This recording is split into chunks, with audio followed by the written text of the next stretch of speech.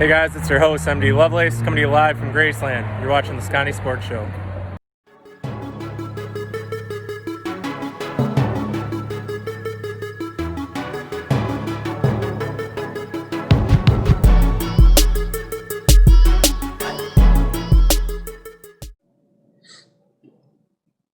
Hey guys, welcome back. Today we're joined by a very special guest. He is none other than a 11-year NFL veteran. He played for, of course, our Green Bay Packers, the Carolina Panthers, and a little bit of time with the Seattle Seahawks. He is Mike Wahle. Mike, thanks for joining us. Hey, thanks a lot for having me, guys. Hope you're doing well. Good. So for people that don't recognize you and don't believe it's you, I promise this is the real Mike Wahle that you remember from the offensive line for the Packers.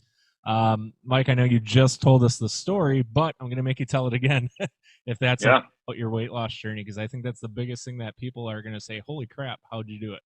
Yeah, well, hopefully you remember the haircut. Dude. But it's the tough part is I think when you're 300 pounds or right around there and you get done playing, you're kind of going to go 50 pounds one way or the other, right? And so I was a big workout guy. I was training guys even before I got out of the league. I really enjoyed that part of the preparation. And so when I realized after my second shoulder surgery that the end was coming, I kind of planned for it. And it wasn't really a question. I ate pretty clean back then. I still loved to lift all the time. But I really just started eating a little bit less, which meant instead of 7,000 or 7,500 calories, probably dropped it down to like 5,000. And then I just jumped rope probably 20 minutes a night every night for, gosh, it must have been 4 to 6 months. And I was just telling you guys, it was funny because I myself as before I hurt my shoulder, I saw myself as when I got out of playing football, I was going to go into World Strongest Man competitions. I wanted to get into some MMA stuff, like not professionally, but that was kind of the path I wanted to go on physically, and I couldn't do any of it. And when I started dropping this weight, I wanted to stop. I saw myself walking around at 265, and I'm telling you, the bottom just dropped out, and I was like 248, 245 before I knew it, and had to really, really work and kind of slow my metabolism back down just to maintain like a 245 weight now. So I'm actually working really hard just to maintain this size. It's actually because of my shoulder, I can't keep that much weight up top. So this is a struggle just to look like this. Nice. People are upset with you, Mike, going, "Oh, you poor guy, you still got 5,000." Yeah, poor guy, right? Well, I mean, that's a big part of how I grew up and what was important to me when I was playing. So, like the physical side of the sport, the preparation side of the sport was so important. And so I still do that all the time, every day. I still work out 7 days a week. My kids work out with me now. Especially in the last 6 months, especially since COVID, I train a ton of young athletes and even some pro guys still, just because that's what I've found is kind of my calling. I really enjoy it. Nice. Yeah, I was gonna say I want to click on one of the videos here for you. I think it's the one right before this. Is this your daughter then? That's my daughter. Yeah, that's my girl. Yeah, I was gonna say that's Champ. Daughter to lift, and it's like maybe she'll ride a bike. So we're trying to get her on the. She is. Let's get rolling. She's ripped. Yeah, so that's my daughter Teagan. She just she blew her ACL and she had surgery in December. So she's about 7-8 months out now, and she's doing incredible. Doing really incredible, and we're really, really proud of the way she's worked. So you mentioned some of the guys that you work with past. I see you have a pretty good endorsement here from NFL center Mike. Yeah, that was nice of him to put on there. So I'm the hard part for me is I'm kind of a private guy, and I'm really not the Instagram and all the social media stuff. Sure. You kind of do it to tick a box. I'm not really into it, but this kid that I'm training in this video is from my old high school. So the guy that has his arms crossed right there is my best friend from high school, Joe Girardo. He's the head coach of my high school football team. So he brought down this prospect that he has, and we worked for a couple hours, and yeah, Mike Pouncey, who is if you don't know, he's been one of the top centers in the league for a long time. Him and his brother Marquise, and I got to work with him for a little bit in Miami. We have a really good relationship, and we're of the same mindset. We approach the game the same way. So we definitely took a lot and learned a lot from each other. Yeah, endorsements are definitely a hell of a cool thing. And I like how here you're talking about, and even as a personal trainer myself back in the past, I sure as hell don't look like it. But it's nice that you talk a lot about the mental aspect and the mental gains and all the different things associated with it. Because like you said, even now, working out 7 days a week just doesn't happen overnight. It really takes the mindset and mind frame. And I love the fact that in this video particularly, and people can find you on Instagram underneath Unrivaled Systems, by the way, as you can see highlighted here. But it is really cool. I think a lot more people need that message to realize that, working out is definitely more of a physical thing or a mental thing than it is just a physical thing as well. Yeah, for sure. The older I get and the more I get into it, and I think it's probably because, of the effect of not only having athletic kids myself, but, trying to work with a lot of young athletes, you realize all the mistakes you made when you were younger from a training standpoint or prep standpoint, or even, the way I approached the game. I think when I was a younger pro, a lot of that, or most of it, is all on the mental side. And so teaching these young kids to really start taking ownership of their whatever their sports career is going to be, whatever their ambitions are at any level, being able to take control of that by creating these routines and forming these habits that can allow you to be successful and allow you to be a curious athlete who's ambitious and wants to go out and find the answers for themselves. Because that's really, I think, where I see at the pro level, what we struggle with most now is a lot of people are spoon fed for so long. And then you get into the situation, maybe it's in the middle of the game, or maybe it's in the middle of the season where you're struggling, and you don't really know how to create a solution for yourself because you've never had to be put in that situation. And so I'm really all about I use technical development and teaching skill development as a vehicle for athletes to take ownership of their careers at any level. And that mindset thing is certainly something that we really touch on. I have a perfect clientele group for you. There's about 15 guys about 2 hours south of us. They're named the Milwaukee Bucks. If Jesus. you're in right now, that would be awesome. It's been the NBA season. I'm so happy they're playing, but there's, especially the last couple of nights, the storylines with some of the referees and everything that's going on. It's been fun to watch because I don't think I've watched the NBA as closely as I have recently in years. It was great until the Bucks started losing. Just taking you hate to do funny what happens. That break has killed Milwaukee so bad, and then the Brewers, who knows what they're doing. I'm not a baseball guy. That's where I leave Jeff in charge. But Jeff's don't let him fool you. He hopes it's the opposite anyway too. So speaking of baseball, I mean, so you're four letters in varsity. Yeah, well, where I grew up in a small mountain town in Southern California, and it was, back then you didn't specialize in sports at all when you were younger. Yeah. And so you just played by seasons. So I was my parents would kick me out of the house in the fall. You'd go play, I think when I was younger, you played soccer, and then you basketball, and you play baseball. And then if you have, if they want you to throw a shot or something, you go do a little bit of track. And, as you got older, you started kind of focusing in on one sport. I mean, I was a basketball kid really. So I would start playing basketball in kind of two, spring and winter, but really, it's so different now watching, even with my kids are soccer players, and soccer's a year-round sport. And if you want to go play another sport, there's a real kind of give take that you have to be aware of, not only as a parent, but as that young athlete, because with the amount of time, if you watch, around the world, soccer is a good example. I think around the world, that's all these kids are playing, and they're playing it every day. They're playing it for 6 to 8 hours a day. Right. Yeah. And the difference is they're playing, but we're training, like we're making them go to practice. So the time is different for our kids. Sometimes it almost feels like work for the kids and the parents, because they're not just going out in the park and we don't have those pickup games. Like the only thing that could be compared to, I think, in this country is basketball, where there's a basketball court in every city. You can go there at any time during the day and people are playing. Like we don't have that. So it just feels like we're always trying to go to the next practice or the next event and yada, yada, yada. And so we specialize. But yeah, back in the day, man, it's 3 months, you go play, and then you get your jump shot back, and then, you start pitching a baseball around. It was good times. Yeah. Do you have any opportunities to play baseball like in college? You seem like you're a pretty good pitcher. So when I was going into high school, it was, I lived in a small town. I was a left-hander. I could throw in the 90s. And so I think it was kind of like, we're going to get this kid ready. And there was a coach at the high school who had, it's one of those guys who had just barely missed the league. Like he made, AA or AAA or whatever it was. I think the Dodgers organization, and he was a left-handed pitcher, and I was going to be his guy. So my sophomore year, I pitched every other game, and I threw my arm out, so I quit baseball. And my senior year, I came back because our athletic director asked me to, and he was a family friend. That's the same shoulder? What's that? That the same shoulder? No, left shoulder.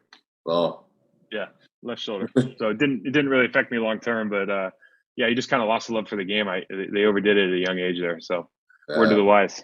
You know how travel baseball. You know how travel baseball is now. It's crazy. I mean, we were living in Florida a couple years ago. It's nutso down there. I mean, it's you're putting some miles on the car. That's my son. He's 4 right now, and he wants to get into baseball. He loves baseball, so it's neat to see. And then he's doing flag football too, and yeah. See, that's awesome. My kid. I tried to get my kid to play. He played 2 or 3 years of flag football, and he's pretty good at it.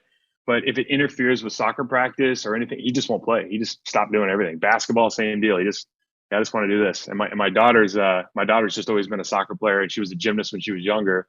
But that fell by the wayside after a couple of years. Like competitive gymnastics, another thing. It's just such a pressure cooker for these kids. So I think we're in a good spot now, though. Nice. Hopefully. So you mentioned, Mike, earlier being in a multi-sport situation. Are you a fan of the specialization, or are you a fan of playing as many sports as possible? So this answer varies, I think, year to year for me. I love the idea. I think there's so much that you can gain by playing different sports in terms of maybe it's a different form of competition or against a different kind of athlete, or maybe there's like spatial awareness issues that you can solve by being somewhere else, or different kinds of coordination. So I think there's a ton of value, and I think there's probably not as an injury preventative, but when you play the same sport over and over, I mean, just look at like a golfer, for example, with the same swing, you're bound to have these kind of body mechanic issues over time, unless you really take care to make sure that you're evenly balanced out. But having said that, my kids both play a sport where you play year round, and we've just kind of gotten used to it. I've tried to have them play other sports. I force them to do at least one other thing, whether it's martial arts or playing another like rec sport.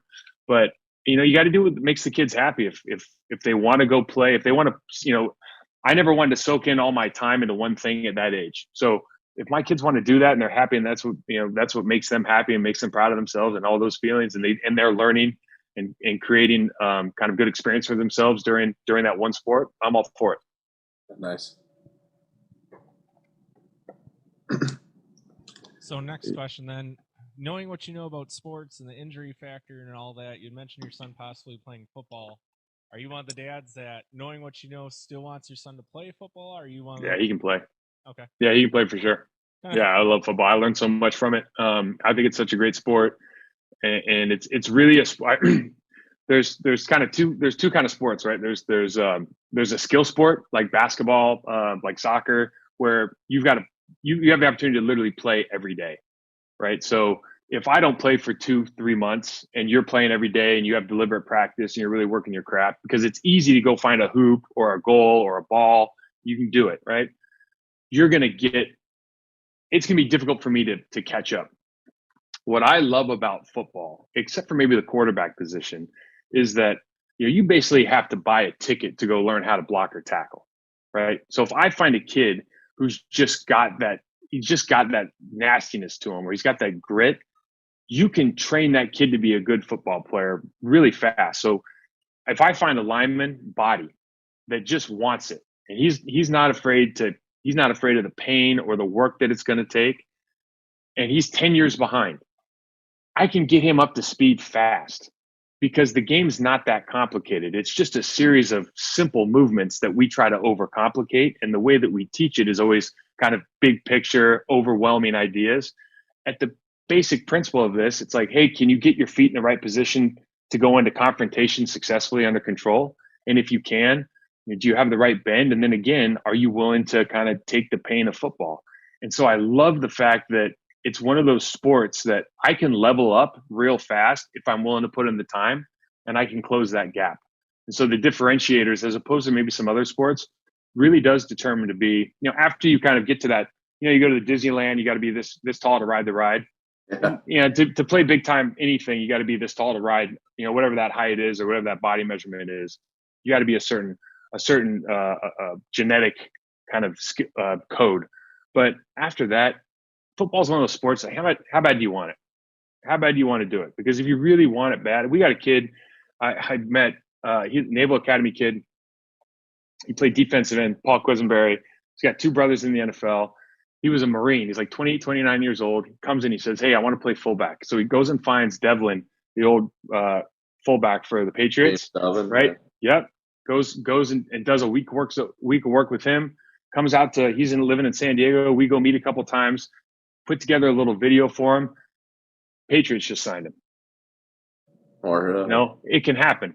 It can happen. You can't do that in other sports, right? It's like, do you remember Stephen Neal, the wrestler, for the Patriots? Right. So Stephen Neal and I had the same agent. Calls up the agent. He says, hi, Mr. Cornish. My name's Stephen Neal. I think I'd like to play professional football. I said, okay. What makes you think you're qualified? He goes, well, I played a little bit in high school, and I haven't played in a while, but I'm the world champion Greco-Roman wrestler. So he gets a tryout. Long story short, the guy's got 3 Super Bowl rings, right? Played for 7-8 years, had a great career. Football's just that sport, man. If you want it really bad, you can make it happen. I love that about it. I wish I had you as a younger version of me. Like, I could have used that kick in the butt. Well, it's just about sometimes as you get older, you think about things in a different way, for sure. And then, hopefully, like what I try to do is not screw up the message when I'm dealing with younger kids now. Yeah. Nice. Advice question out of the way that I have later, so that's checked off our list. Let's go back a little bit. Mike, what was your most memorable moment through your NFL career?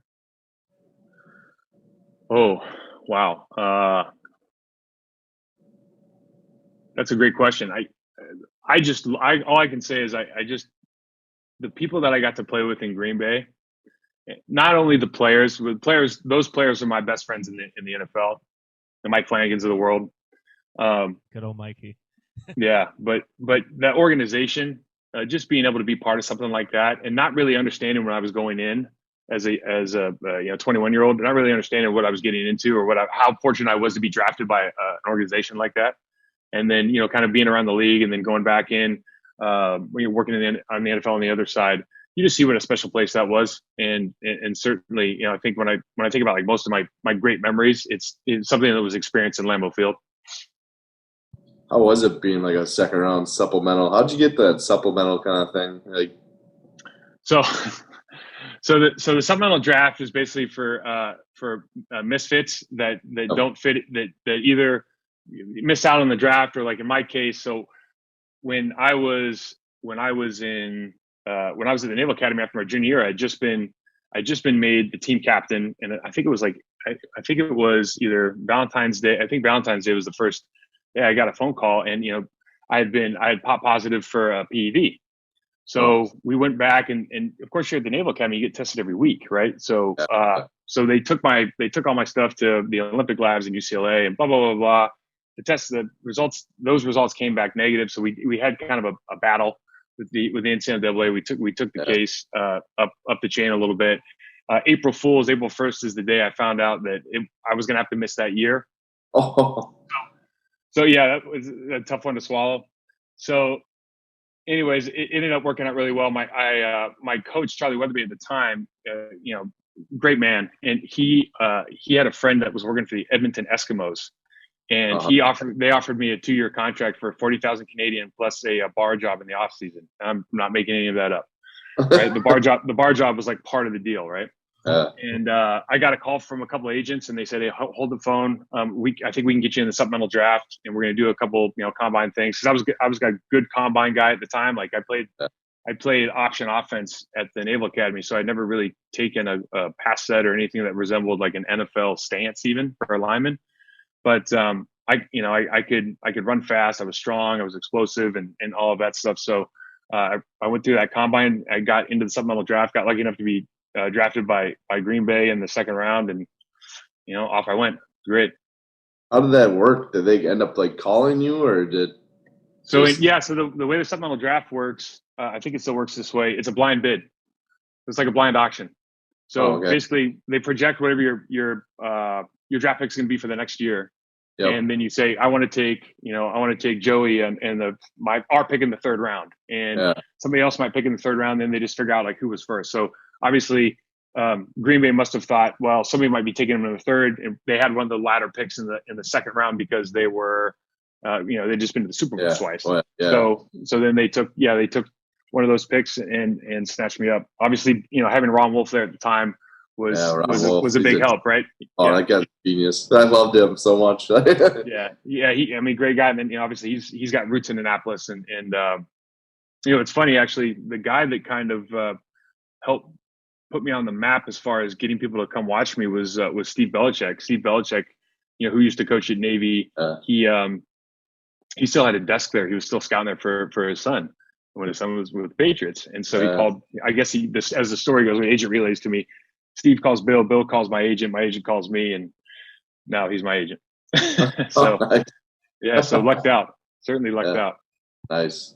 Now, I thought an interesting fact that came up now because of the steroid pop and then having to basically resign your senior year, you essentially didn't have to fulfill your 2-year commitment after you graduated. So the thing that came up online that I read about was the one thing that could have happened is they made you pay back potentially your 3 previous seasons that you had underneath the scholarship umbrella. That was it. That was the agreement we came to. Yeah. Okay. So it ended up working out really well. Essentially, I mean, hey, an 11-year NFL career is. Well, listen, you never want to leave anywhere.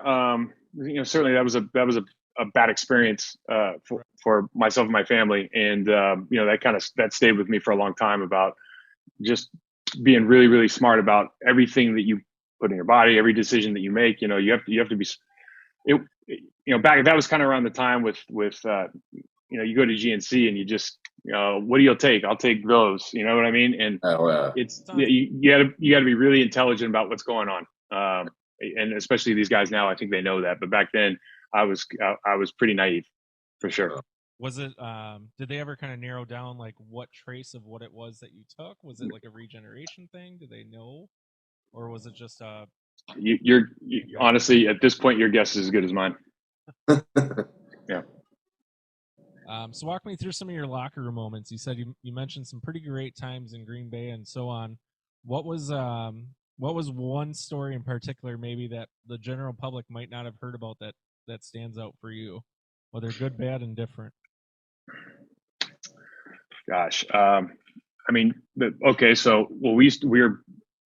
probably not.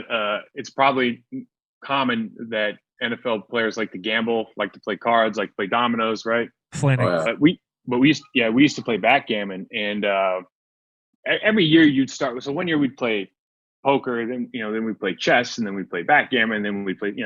Every season it was kind of something different. One year we were stuck on backgammon. Excuse me, and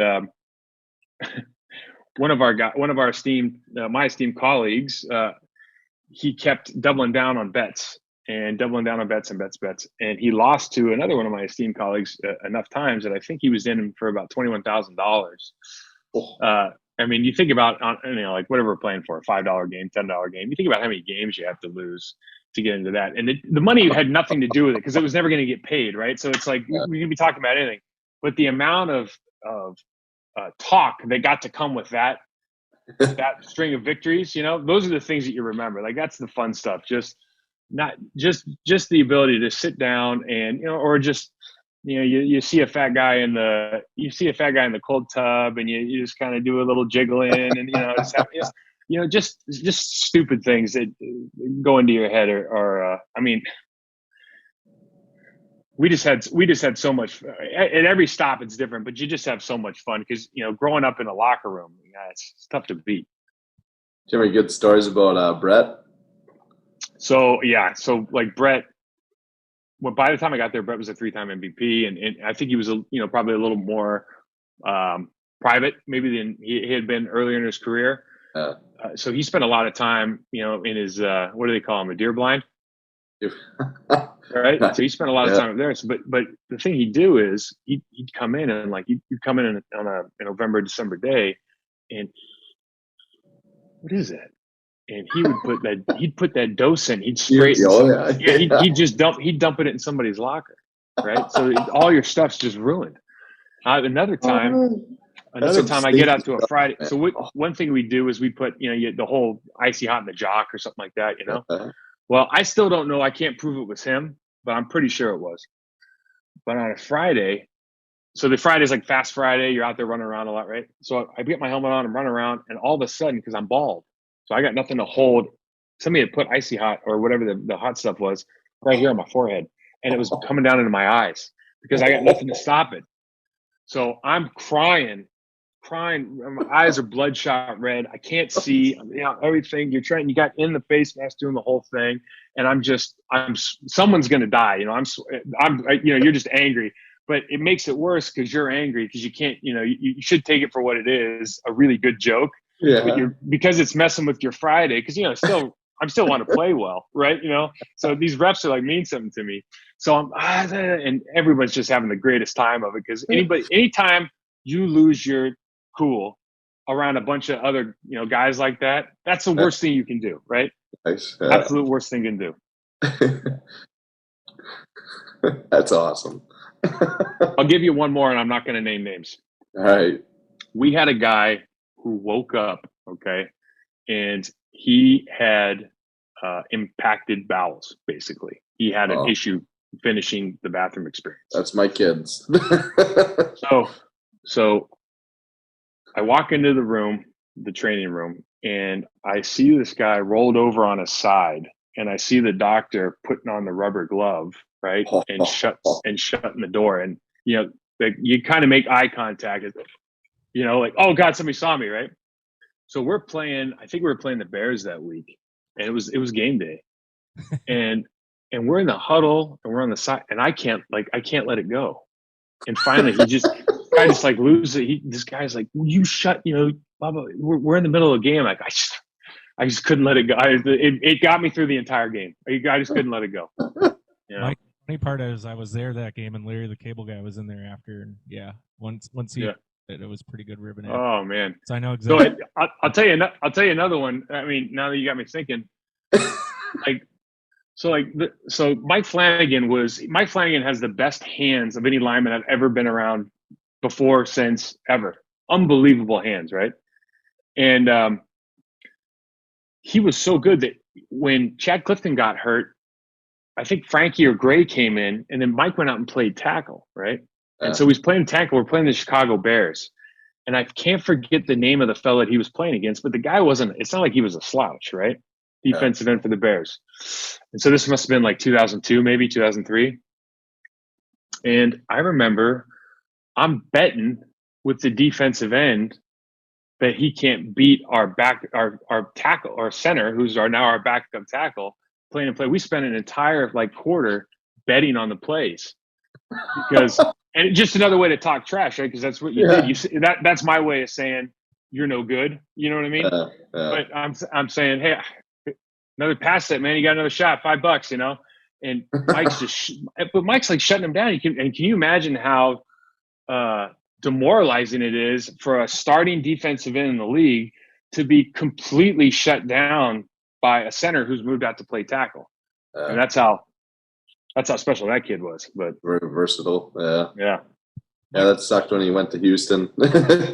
Yeah. He had a great career, man. He was a good player. Yeah. He was a really good player.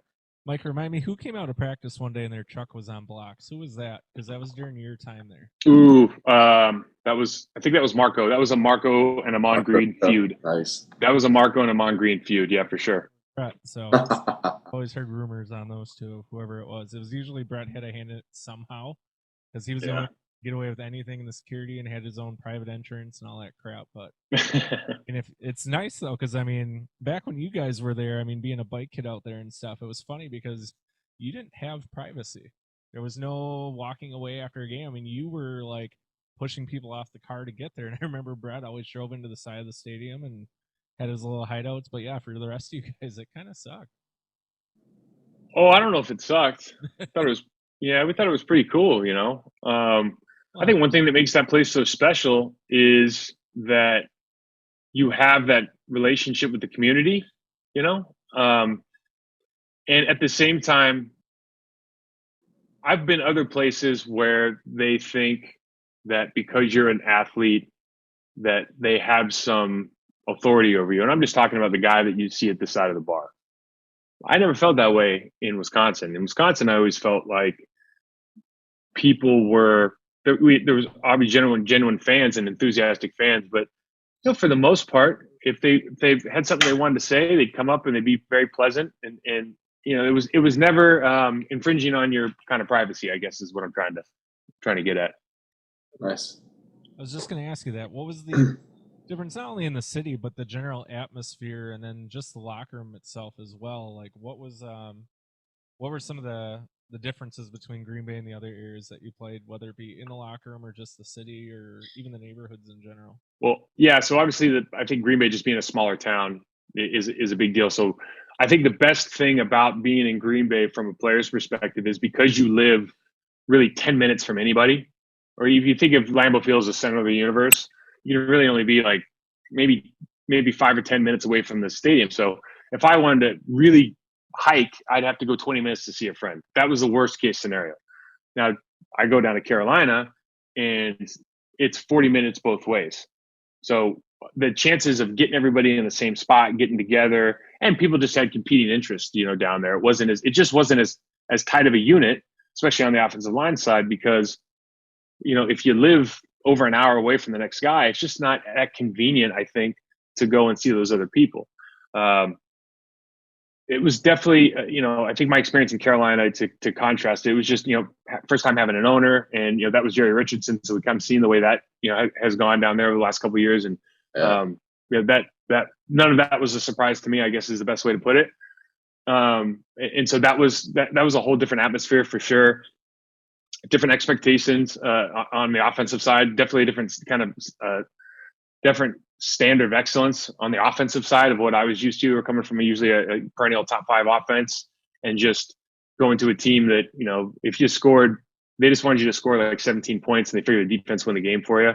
So that mindset, never going to be satisfied with that mindset, but even trying to tolerate that mindset is difficult, and then, very, very lucky, honestly, to go back to Seattle, even though I think I only played, 6-7 games before I blew my shoulder out again. That place made me fall in love with football.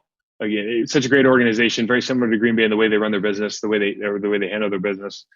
Seattle's a fantastic city, awesome fan base, a lot of energy there, a lot of just really, really interesting people because of, I think, all the tech companies up there, and just kind of the entrepreneurial spirit that you see, even when you're just walking around some of the small side towns. I really, really enjoyed it there. I couldn't get hit with the weather, but I enjoyed the rest of it. Was there ever a chance you were to go back to Green Bay at all? Like, not really. Even like during your first free agency? Yeah. Oh, yeah. So, well, I guess the first time I was a free agent, I ended up re-signing with Green Bay. That was after my 4th year, and I had just been to San Francisco, and I was signing with San Francisco. There was just no doubt in my mind. I was sitting with Steve Mariucci. We had a great conversation, and I went out with the offensive line coach that night, and I thought the deal was done. Right? It was the deal was done. It was good terms that I liked. I was happy with everything. We're from California. I'm a Niners fan.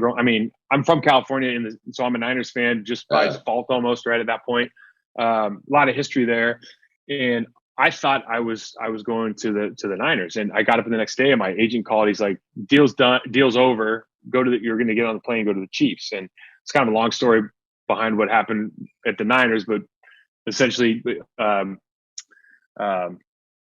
Bill Walsh, so Bill, if you walk to the end of the hallway, Bill Walsh's office is on one side and Mariucci's is on the other.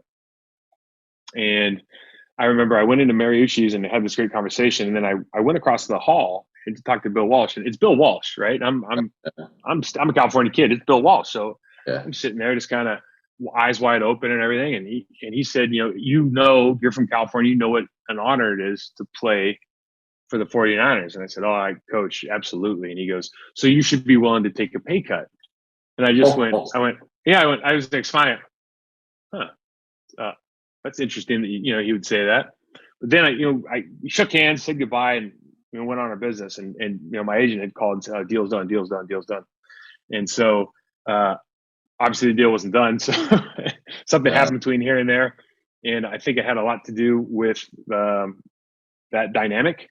And so I got on a plane to go meet Irv Eatman, who was one of our assistant coaches in Green Bay. He was now assistant coach in Kansas City. When I got off the plane, I found out that my agent had made a deal back with Green Bay. So I shook Irv's hand, got back on the plane, went up to Green Bay, signed the deal, and then I got lucky enough to play there for another 3 years. Nice. Yeah, but after that, really, not a real. I think the time that I actually left at that time of my life, I thought it was a really good move for me to go experience something different. Looking back, playing for one team, I think, is one of the best things that you can do, especially when you're a team like Green Bay. Wow. I have no regrets. If I was going to make that decision again, I would probably stay with Green Bay, almost at any cost, because I think it's that special of a place now, having seen some of these other organizations. But yeah, it just wasn't written in the stars at the time. Yeah, I hear you. So you mentioned Brett's hunting. Did you ever partake in one of the famous farm hunts, or did you avoid that like the plague? No, I wasn't really into hunting. I think we used to do those pheasant hunts every once in a while, which turned into like us chasing a pheasant across an interstate with a shotgun. It probably doesn't happen anymore, but back then, I mean, it was pretty wild, right? Like I remember a couple of the guys would get into they put them in a coop, and these birds are sitting in the pen, and we'd get one guy to go in the pen, and then we'd shoo the birds over at him, and you see how many you can catch in your hands before they hit you in the face. I mean, it was just. So I never associated, I never valued it, I guess, is the point, because it was almost like you're going out, golfing or something. I didn't quite get it. Nice. I remember one of the guys getting pretty tore up, and I think Coach or Wolfie had something to say about that one day, because I remember a guy got pretty tore up during one of those. It sounds like a realistic. That's very plausible. Yeah. Nice. I have a question. Somebody from work brought this up to my attention. When you went to Carolina, you still had the green and gold shoulder pads. Is there a reason behind that? Yeah. Yeah. It's crazy, right? So I go to Carolina, and you would think it's not that hard to get shoulder pads, right? Yeah. But they used a different company, or I just and I don't fancy myself as being that difficult to work with, but I was trying all these shoulder pads, and I'm like, hey man, can you just get the same pads that I had? And it was always like, nah, can't do it for you. So I was like, all right, fair enough. I'm just going to bring my old ones in. And then they're like, well, we got to get the pads changed out, and they got to be this color. I said, you do whatever you want, but I'm bringing these pads in. I know they fit, and that works for me. And then they never changed them. Yeah. So they're always the green and gold ones. Oh, nice. Yeah. Yes. Red's a good guy, man. Red's still there, and I think he'll never leave. So. No, I don't think he'll ever leave either. No, he is everybody there, unbelievable. It's your Green Bay, definitely. Well, Pepper just retired, if you didn't hear, so that's pretty neat. Yeah, I did hear that. Finally gets some time with the grandkids, so yeah, definitely knowing a lot of the same faces that you do. So let's do this. Let's do a little quick breather here, and let's do some trivia.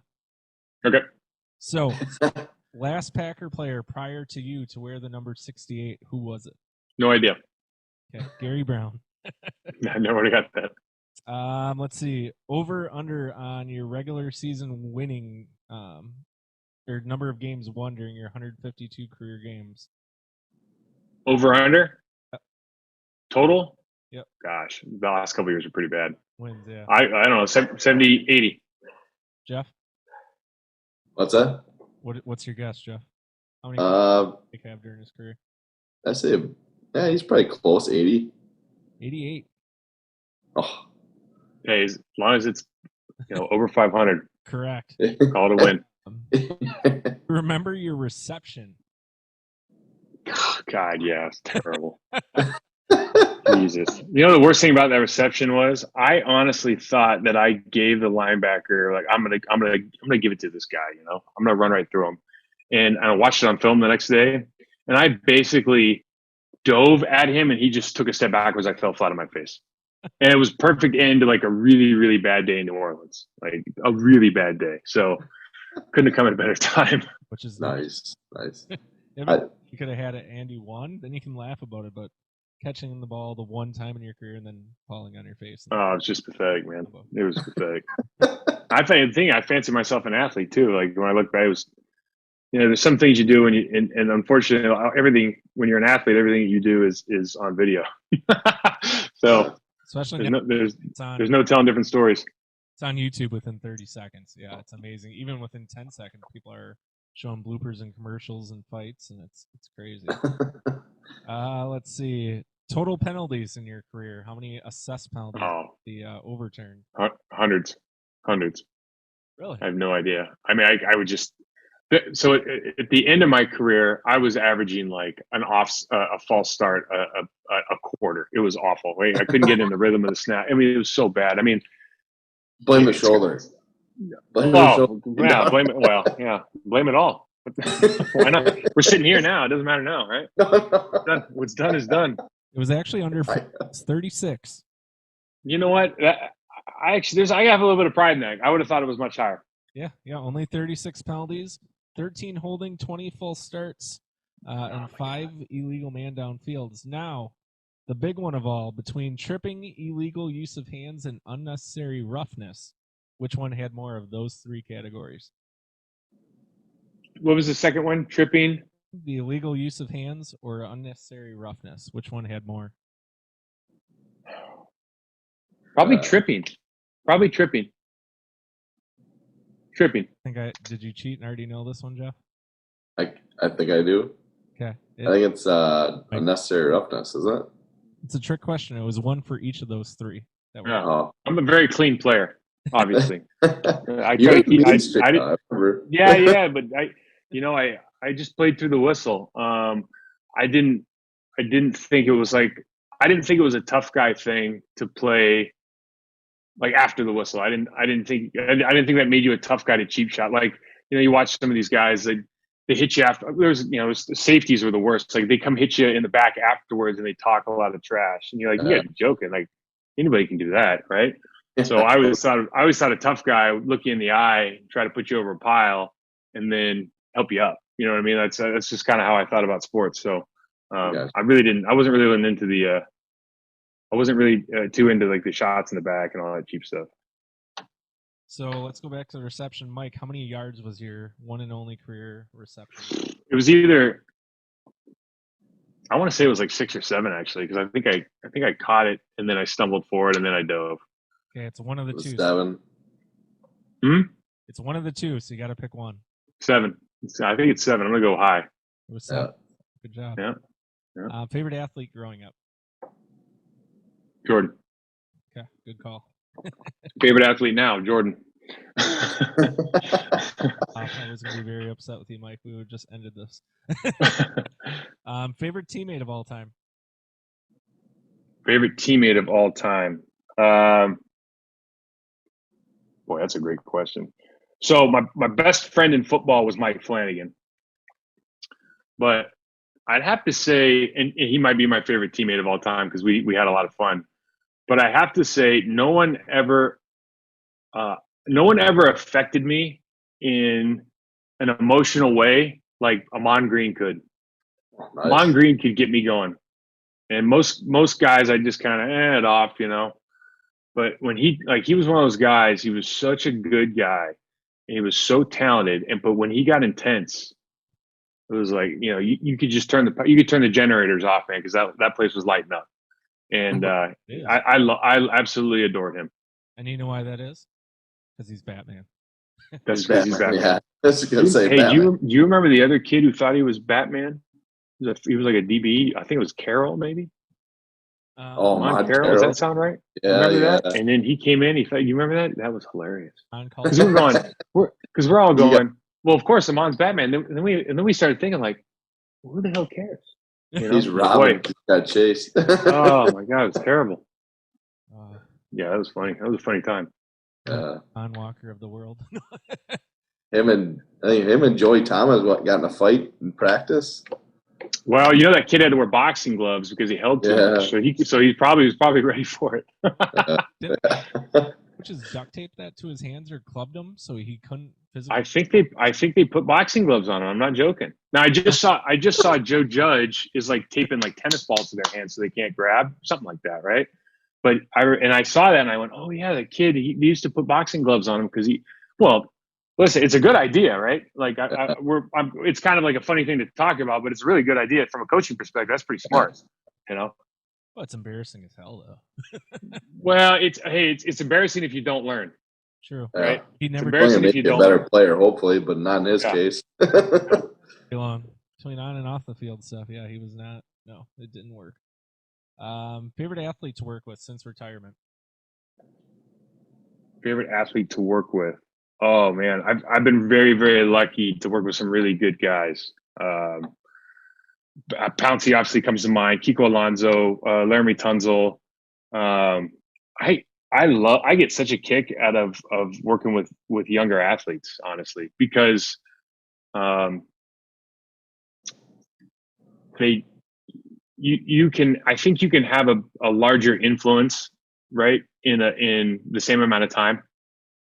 They're, some of those kids are just looking a sponge, and it's very easy to pick up.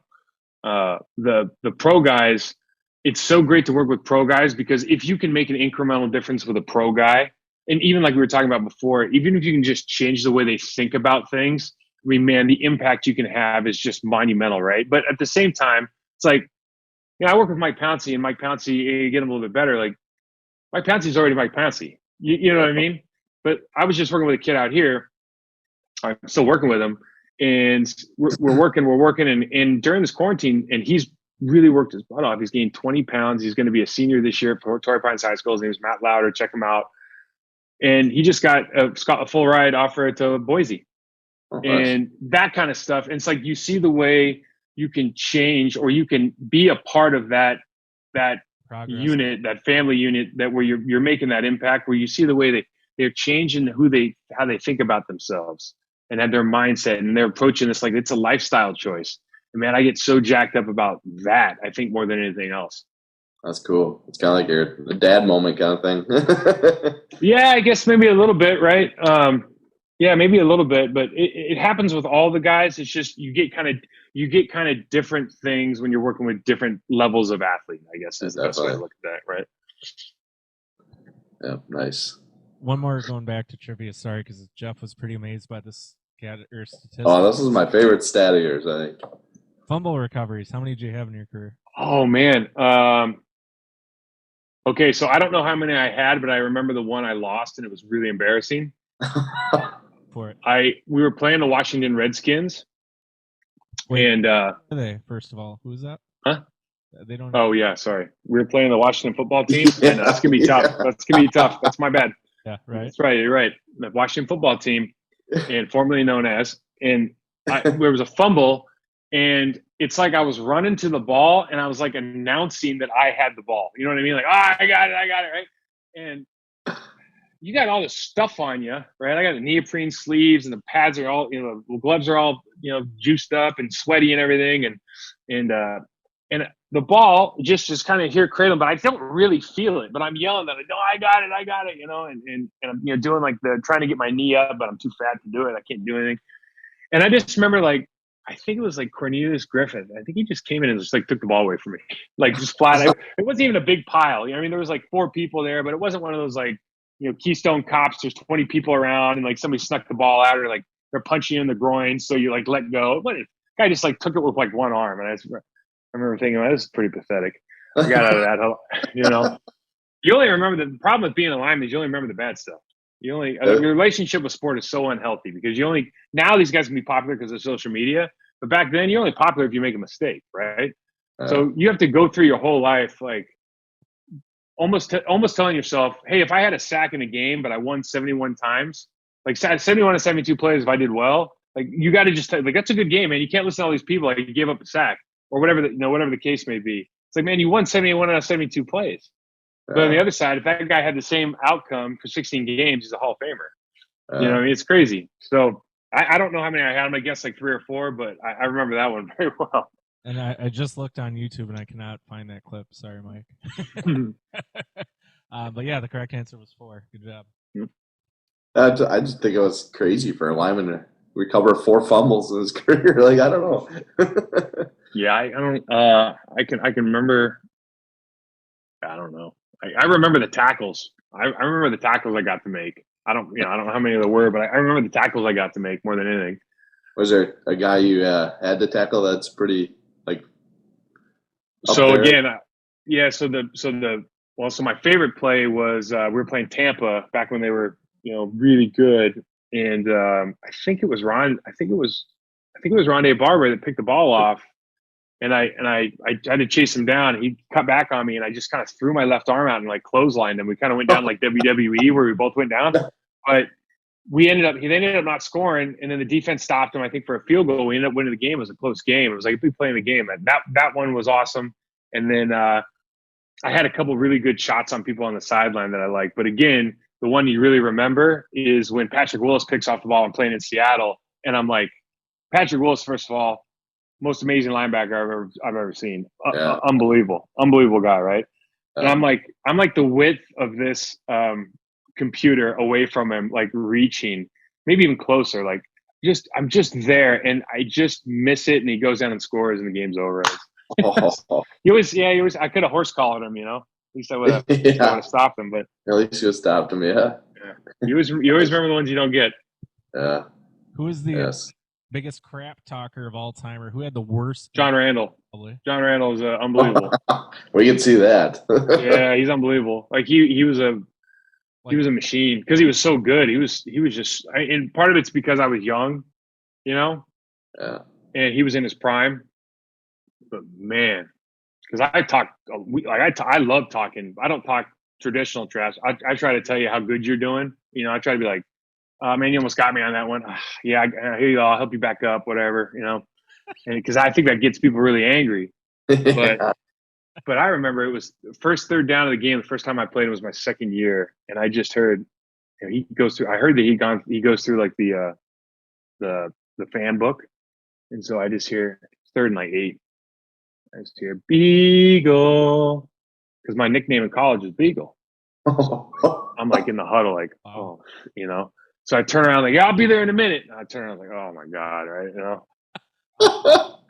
And it's like he was just he was like the one guy that if they were having highlights, I would watch every Minnesota Vikings highlight just because I wanted to see if he said anything because he was so funny to me. It would have been nice to see him mic'd up. Oh my god, yeah, right. He's unbelievable. They have episodes like NFL Films has episodes of him mic'd up. It's must watch TV. He's unbelievable. Yeah, he's between him and Brett. Yeah, right. Yeah. He was good though. There's a couple guys out there were really good, but he was the best. My favorite Brett moment of all time is always asking for the left-handed footballs, and the new equipment guys always struggle hard. Where the hell is left-handed footballs? So that was always. Did you ever hear? I don't know if this is a true story because I wasn't there, but before I got there, I think Ron Wolf sat me. Brett was in the locker room, or I don't know. We were sitting down, and he goes, "This is, again, secondhand story, so let's call it legend." But Ron Wolf comes in, and he's like, "Hey Brett, what else could I be doing? What else do we need to win the championship?" It was obviously before the Super Bowl, before they won the Super Bowl. And I think Brett said straight faced, and he goes, "A lot of guys have been talking about that we could use some water softeners." Like, wow. You imagine what Ron Wolf would have said to that? Oh my god, that's funny. Nice. Myth about Green Bay before you got there. Like, what was the one thing people said that you're like, come on, really? Either true or untrue, but what was the big myth coming into Green Bay? I don't think that there was a myth. The one myth about Green Bay is maybe that it's loud. It's not loud. It's really not. Yeah. Yeah, it's not a loud stadium. It's a nice stadium. It's a great fan base. It's not very loud. No. Favorite football movie of all time? Replacements, man, with Shane Falco. Oh, dude. That's why I want the Washington Sentinels. That would be perfect. That movie's so funny to me. Oh, I love that movie. I'm not a big sports movie guy in general, but man, I love that movie. Yeah. I loved. What are the other good ones though? I like Draft Day. Draft Day. Yeah, Draft Day is good. Remember the Titans is like all time awesome movie, but I don't even. Great movie. Yeah, it's like I don't know. Like the only one that I'll watch if it's on TBS, I'm watching it for sure. Is Replacements for sure. Oh yeah, definitely. Yeah. My pregame movie was always Any Given Sunday. And when I lost my copy of it, I was pissed. I would always See, I think I was playing when I saw that movie, and I was like, man, that would really make us look bad.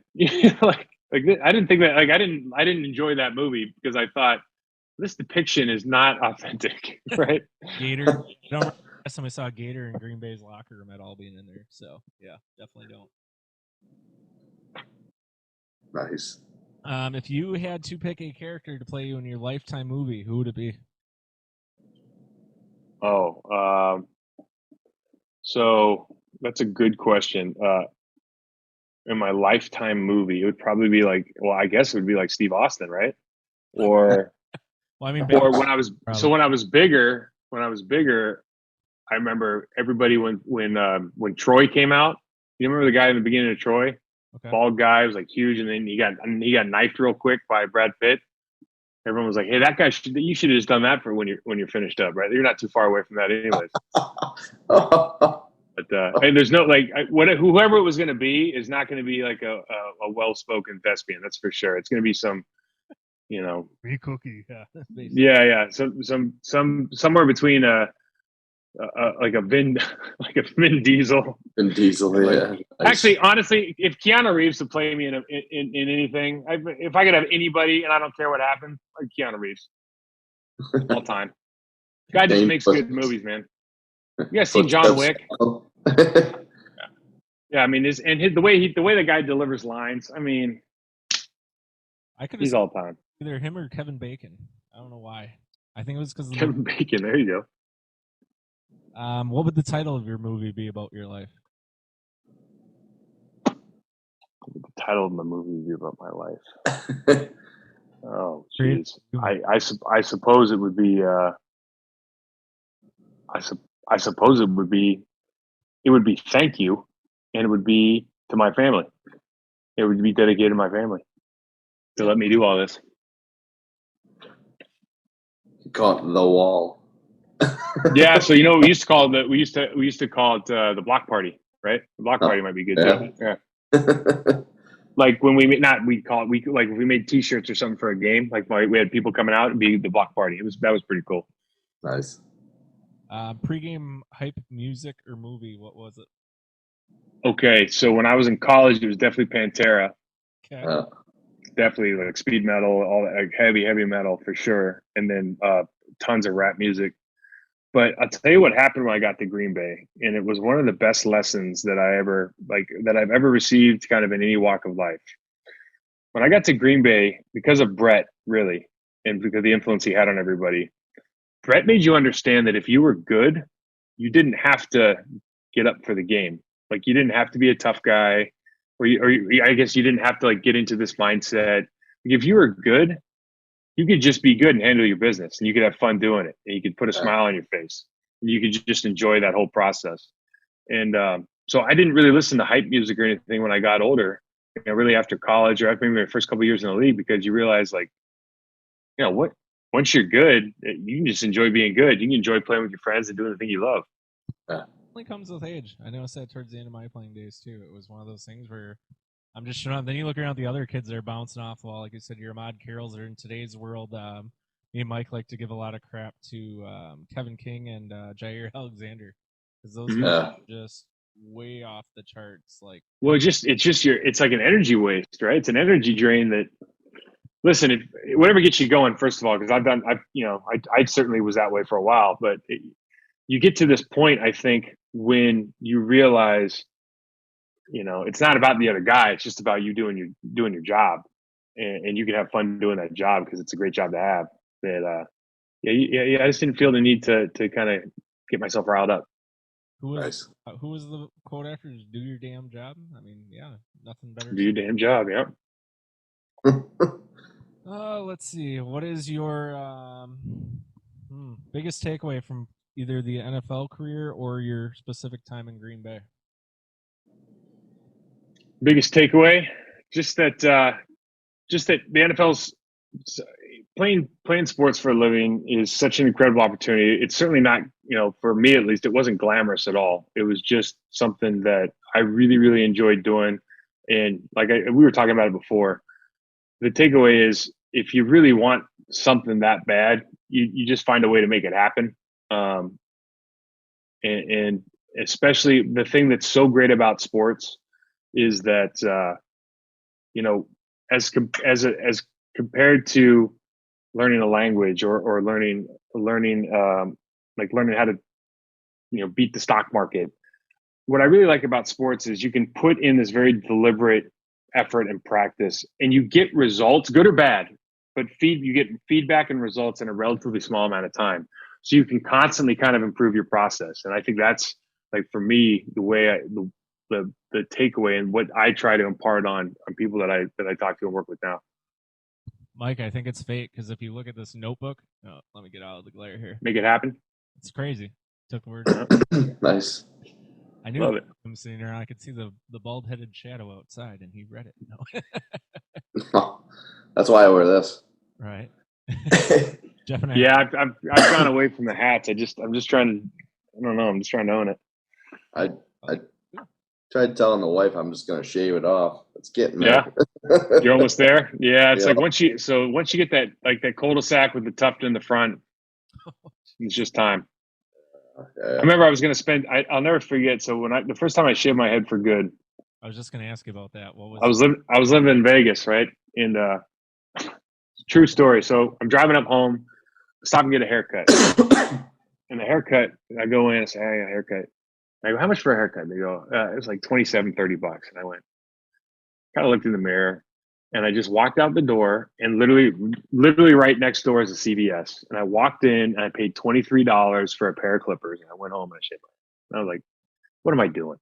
Yeah. Why am I going to pay $27 to look like this? You know what I mean? I'll just take the one time and take the hit. Just admit that the day is over. And now what happens is, once you shave your head, you realize, I should have shaved my head about 3 years ago. What was the reaction? Nice. We kind of had to do that with the COVID thing. My wife was actually cutting mine and my son's hair. My daughter got her online certificate, right? Oh, really? You can get an online certificate to be a witch, I suppose. You can do it for anything. So she got an online certificate. So she announced that she was qualified to give haircuts. So she started cutting my son's hair. And then within like 20 minutes, because it just takes too long. He's like, Dad. So I went over there. I gave him the Chuck Liddell, like mini mohawk with the side shaved. So he's been rocking a Chuck Liddell haircut for like the last 4 months. It's awesome. Nice. Wife's reaction the first time to the bald head? Did she always have kind of like a Mr. Clean Vin Diesel fetish, or was it like what the hell? You gotta remember, this is 300 pounds of not looking anything like Mr. Clean. So I think she knew that it was time, right? So I'll give you guys a one that I don't like to admit, but when you're in the Naval Academy, you get care packages. So your parents will send you like food or maybe a couple bucks or whatever. So I'll never forget, I get this care package one day, and it's a little box about this big, and I open the box, and there's a bottle it's for my parents, a bottle of Rogaine in it. So I call my mom up. I'm like, what's this Rogaine for? She's like, it's for you. Trust me. Right. So everybody knew, everyone was in on the joke with me. So I think when I shaved you, my wife was like, about time, you look better than what you look like. Not good, just better. Wow. Never would have guessed that, Mike. That brings me to my next. What is one thing about you that, like a hidden talent or a secret obsession no one would be able to guess, knowing you like we have in the past? I don't think I have any hidden talents, honestly. I really don't, sadly. Obsessions. I think I'm obsessed about far too many things. I think that's which is probably not a secret either. I think the only thing that's you might find odd is the only time you're going to get me to tear up is if I'm watching a sports movie. Oh, nice. Like I was just watching Creed 2. Like, why are you going to tear up during Creed 2? But when Rocky's like, they win, and like Rocky's like, hey, it's your time, and he goes and like sits in the chair. I'm like tearing up. Like, what's wrong with me? Well, right? So maybe that's the only thing I think of. Dog movies get me. Oh. Yeah. See, I wouldn't even mess with those though for that reason. I'd be afraid to see what happens. I might go waterworks. Marley and me. That's waterworks for me. Yeah, I've never seen that one. See, with good reason, I've never seen that one. I don't want to test myself. Don't do it. Yeah, Marley and Me is definitely one of those damn it movies for sure. All right, let's finish up with final thoughts. Jeff, anything for Mike while we finish up here? Nothing. I would say, I mean, leaving in 2005, you and Marco Rivera, did you guys, have any regrets at all? Just Yeah, honestly, I think I already said it. Like, it was that was tough. It was tough to leave. I remember when I got to Carolina.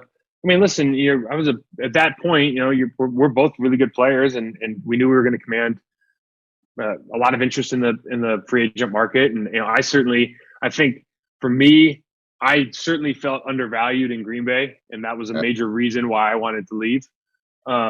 And just kind of some of the, I didn't have a good relationship with our line coach at all. And I thought who was that at that time? That was Bechtel. But okay. And that made the situation for me somewhere where I wanted to leave, but I'll never forget. I think I was in a residence inn for about 4 weeks in Carolina, kind of going through everything. And I called my wife, she was back home in California.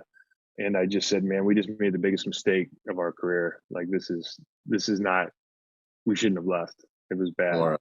And not that it was bad at all. I mean, Carolina turned out to be, it's a class organization. I think even now with the new ownership and everything, yeah, I think it's an incredible, I mean, and the people that, it's just like everywhere else, right? Like, the people that you deal with on a daily basis were incredible there, right?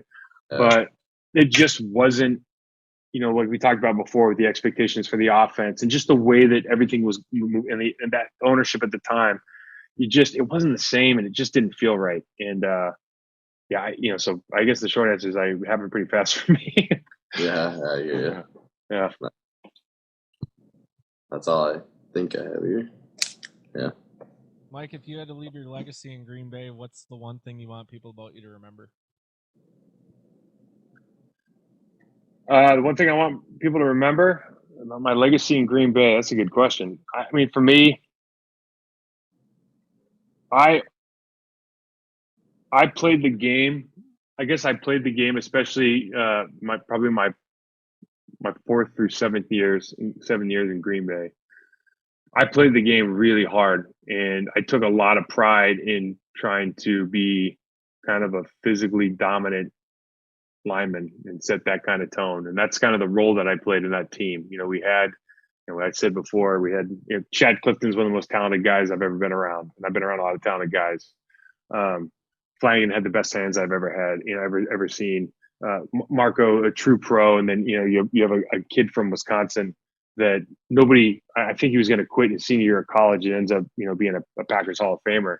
So we had all these different personalities there, and my role on that team, and I relished. I just loved being that guy who was going to try to finish you on the pile, and was going to be the first guy to get there if there was something going on. I just loved that role, and I think somebody wrote in the paper one time that they like, hey, this kid's a street fighter, and looking now, it's like, well, I wish he would have said he was a master technician or something, but back then, like, I was that's what I wanted to be. That's how I thought I was going to make my way. And so I always wanted to just be known as a guy like, man, you might get me a couple of times, but I promise you I'm going to get your lunch because I work so hard.